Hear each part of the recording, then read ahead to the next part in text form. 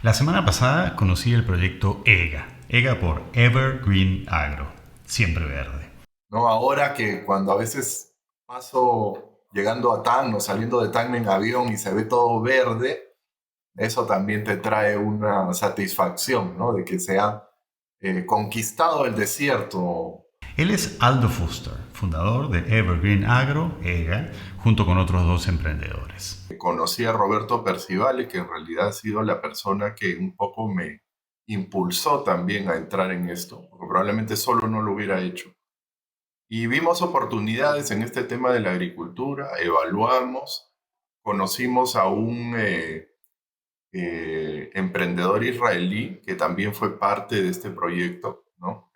Gaby Brofman fue el que identificó más el potencial de Tacna y los tres comenzamos a evaluar oportunidades y creo que la parte social era un punto importante, por lo menos para Roberto y para mí, dentro de esta perspectiva de agricultura y de agroexportación, ¿no? Social, no se vayan, no se asusten. Les voy a contar un caso de negocios espectacular, donde queda demostrado que se puede ganar dinero teniendo como objetivo el crecimiento y desarrollo de todos los stakeholders.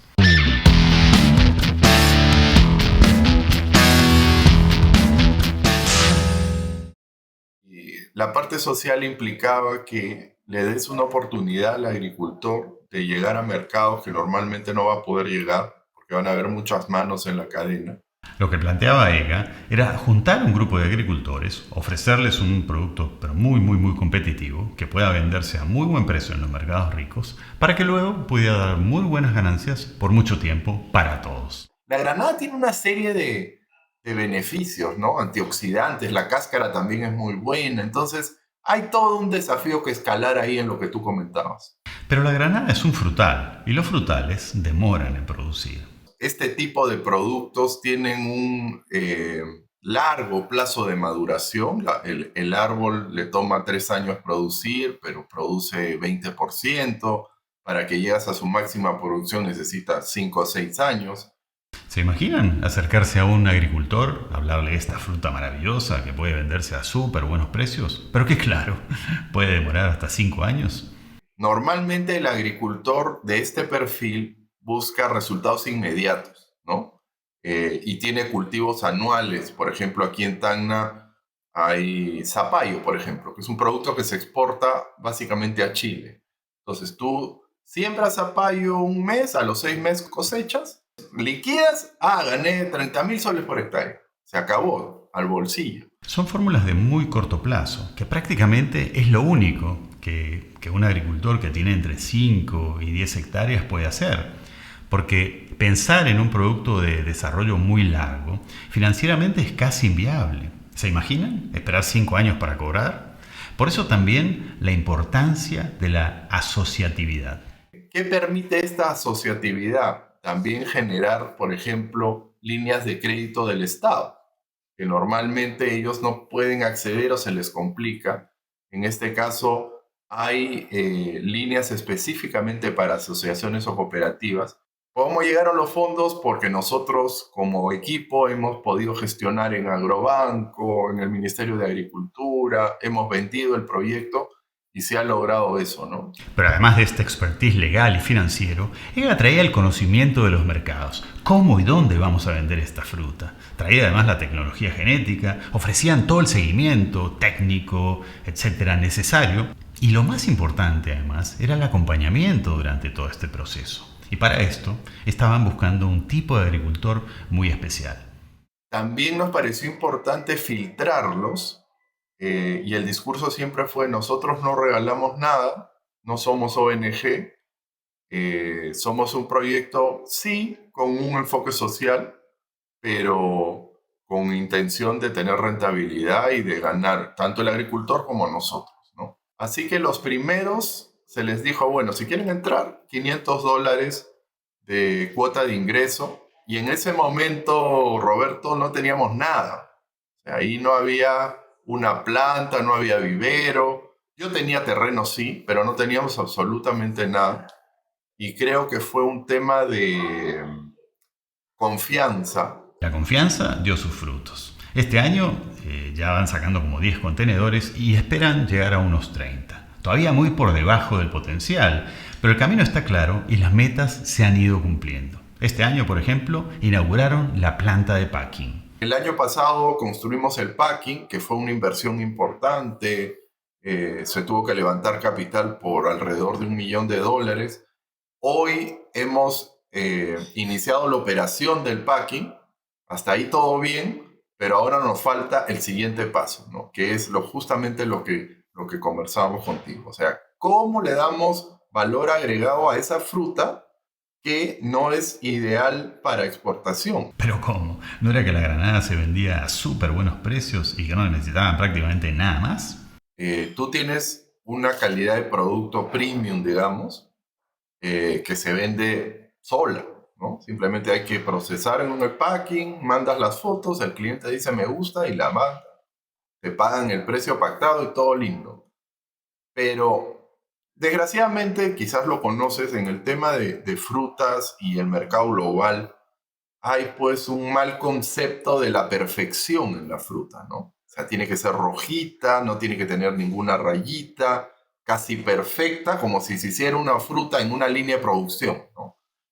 Y hay muchos mercados que básicamente funcionan así. Y tú tienes una fruta decolorada en un lado, marcada, rayada, que por dentro es la misma fruta, pero que no la compran o te castigan el 50% del precio, ¿no? Entonces, para lograr salvar eso, lo que nos queda es hacer arilos, que es cortar la fruta y sacar las pepitas y vender el arilo fresco o congelado, que tiene mucho más valor. Este proyecto está pensado para ocupar unas 150 hectáreas. ¿Saben cuántas hectáreas irrigadas hay en Tacna? Más de 45.000. ¿Se imaginan el potencial? Lo que me gusta de este proyecto es que demuestra que la asociatividad funciona como modelo y que el trabajo en equipo agrega muchísimo valor. Pero además, en el camino se han ido derribando otros mitos. Por ejemplo, que trabajar con el Estado es muy complicado. Ya vimos que si hay sustento y se hacen las gestiones adecuadas, se pueden usar los créditos que da el Estado para estos emprendimientos. Pero hay más en ese sentido.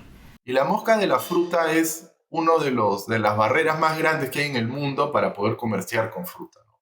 El Perú no está libre, por ende tiene un montón de mercados cerrados o con restricciones que encarecen la operación. Por ejemplo, la granada que nosotros enviamos a Estados Unidos necesita pasar por un proceso de irradiación. Ya cuando te hablan de irradiación, ya como que se te paran los pelos, ¿no?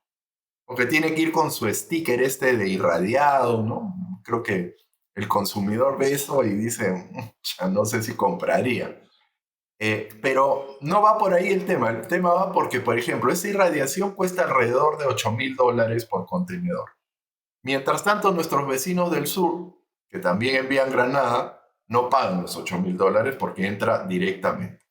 Esto que te estoy contando se lo dije al gobernador. Mire, gobernador, si nosotros invertimos fondos del gobierno regional, básicamente del canon que tú has escuchado, que se generan pues miles de millones, en un programa real de erradicación de mosca de la fruta, para que nos reconozcan a la región como libre, olvídese, esto despega sí o sí, porque van a haber incluso empresas de Ica, de Piura, que van a decir, oye, hagamos una operación en Tacna para combinar, porque allá no vamos a tener esos gastos y vamos a entrar a mercados que hoy día desde Ica no puedo entrar.